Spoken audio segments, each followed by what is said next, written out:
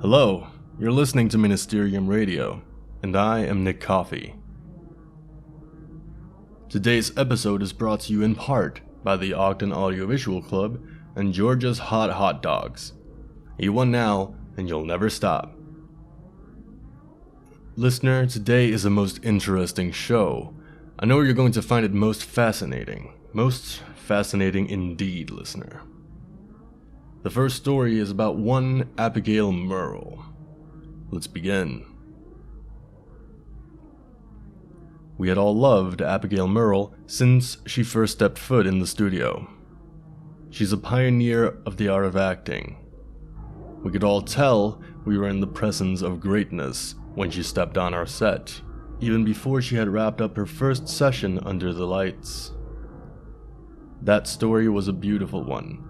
The daughter of a prominent businessman undertakes a journey to find her abducted father.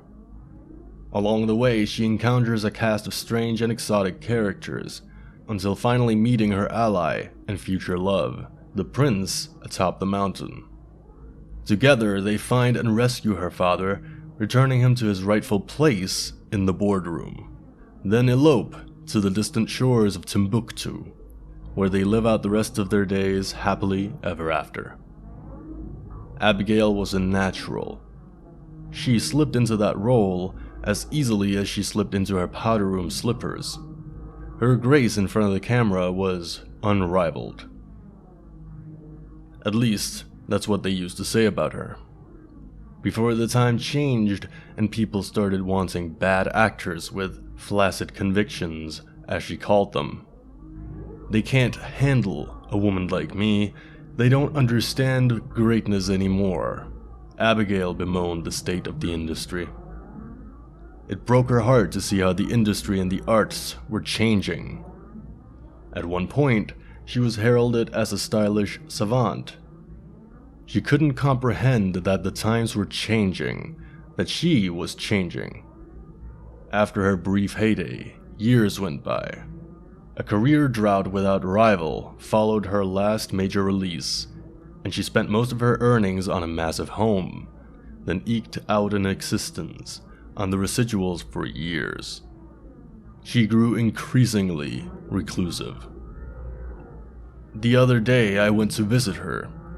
"Oh, Bernard," she said, "I'm pained. I'm sick. I can't understand why no one has a role for me. A suitable role. A good role.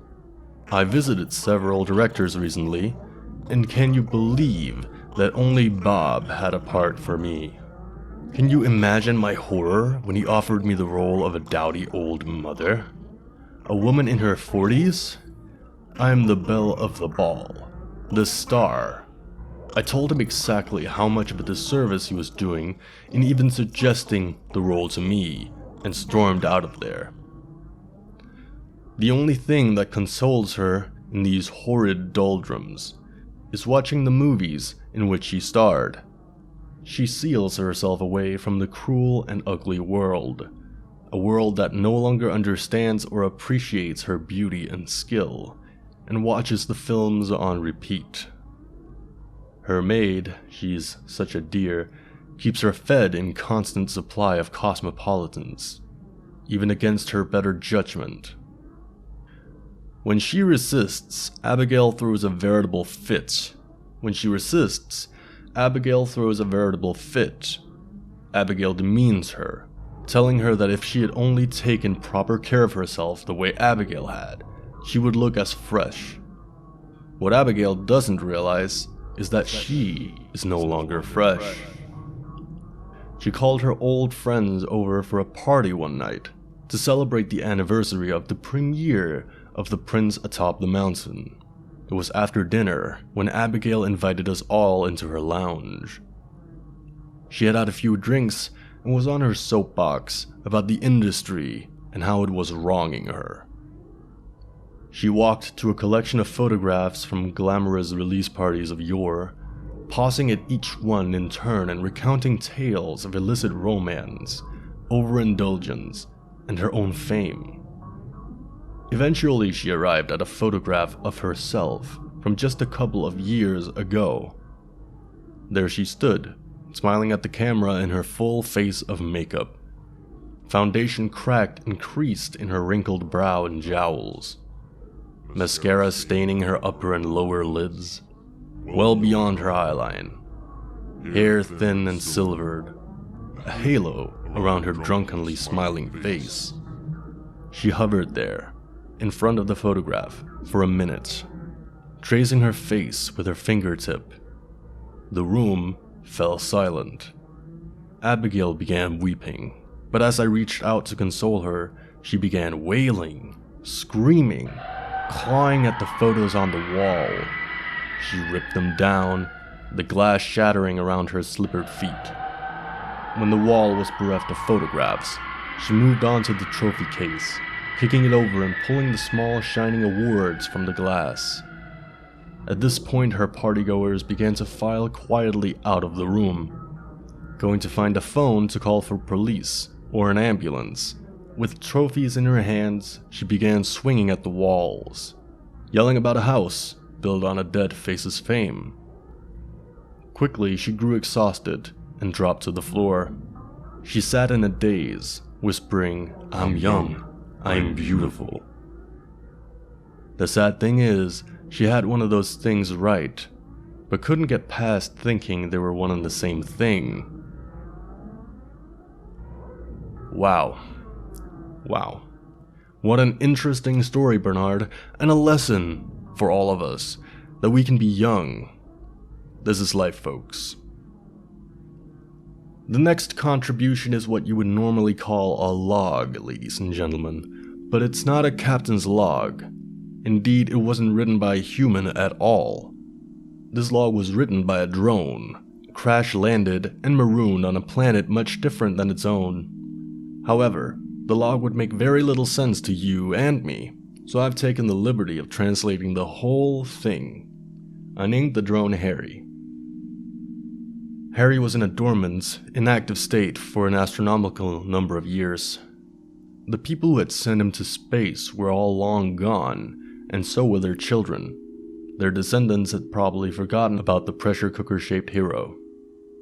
One day, like waking up from a coma, Harry came to life.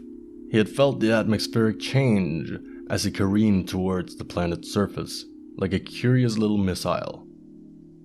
It had been a long time, but he remembered his objective like it was his name, which he didn't even have until just recently. "I've arrived," he said, but he wasn't sure where it was that he had arrived. They threw him out into space just to see how far he would go, so he could be on the other side of the universe by now. "I must find life forms," he said to himself. What he meant was intelligent life forms, like us. He scurried like a metallic crab across the strange surfaces, through the swirling oceans and up tall mountains. "I've seen tapirs," he said. "I've seen birds, I've seen mammals, I've seen big and small, but none that can speak, none that can build. The creatures here speak, but not with a language, but rather with cues, loud honks and shrieks to alert the rest of the predators, stalking around in the shadows. Flora decays rapidly," he thought. "I believe we can gather that Harry's home had flora that lasted longer than this strange rock." Rapidly. Such a scary word. Imagine picking an apple off a tree, only for the apple to decay at a rate you would call rapid. Harry was far from rapid. Through the help of my Ministerium friends, M and G, we've pinpointed its surface journey to have taken 11 years, 21 days, 9 hours, and 7 minutes. The specimen reports are wild, listener. Large animals with elongated arms, dragging themselves forward on their enormous knuckles. Oblong aquatic animals with jaws strong enough to pose an actual threat to Harry's more delicate appendages.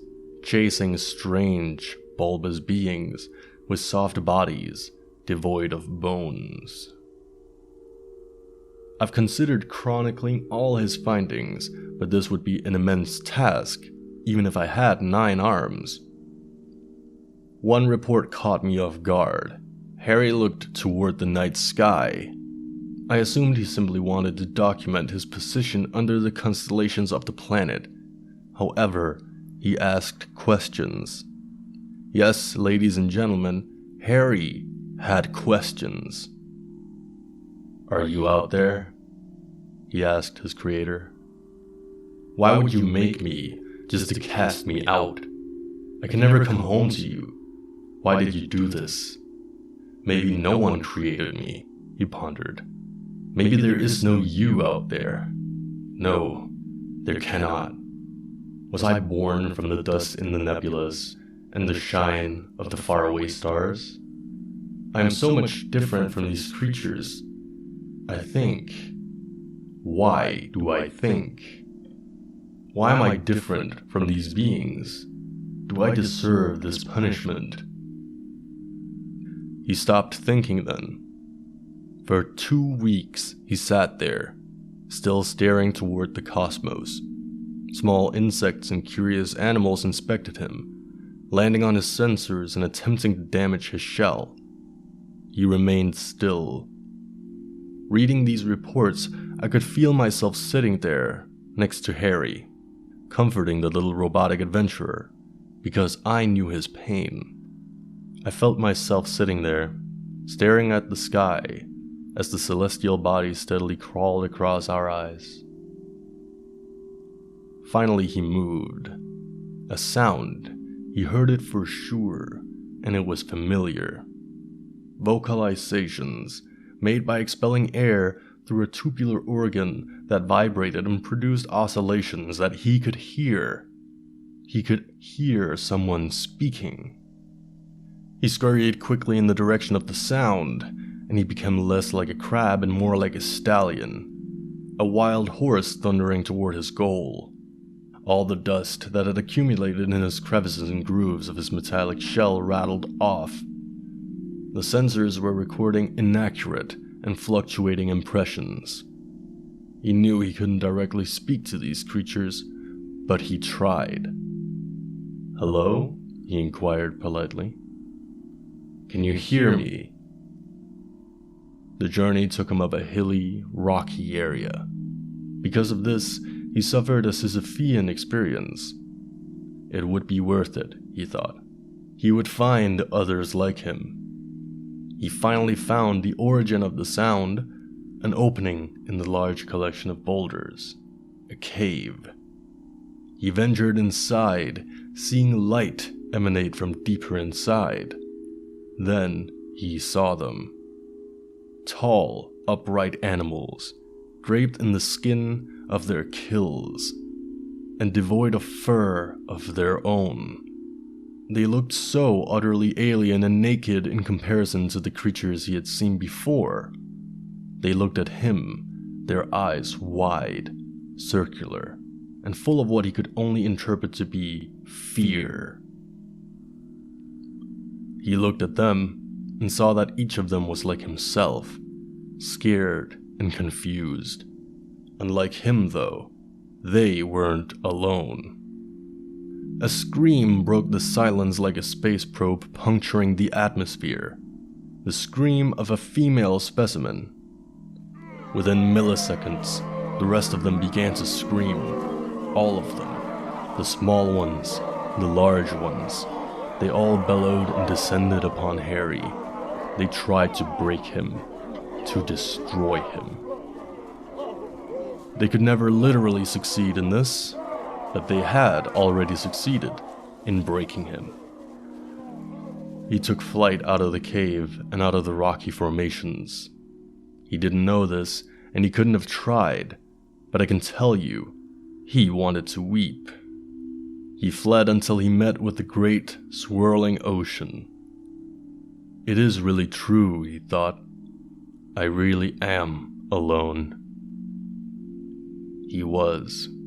He truly was. He accepted this fact as he scurried into the water, The pressure became stronger the more he descended, but he was steadfast. He wanted to hide at the bottom, at the very bottom of the world. Harry was a real trooper. He was successful too. Even at the bottom of the Mariana Trench, he was intact and alive. We're trying to integrate him, but he's very roughed up. Total mute. He doesn't want anything to do with humans, spiders, or tapirs. It makes you think, though. Maybe we're all just crashed space probes. Maybe there's a little Harry in all of us. That's all the time we have for tonight, listener. Remember not to just scurry into the water. Scurry instead into the perilous halls of Ministerium Miskatonic. Thank you. Thank you for listening to another episode of Ministerium Radio. If you'd like to be notified of future videos, go ahead and hit all the buttons under this video. And if you have a story you'd like to have read on the show, you can contact us with the email in the description. Thank you.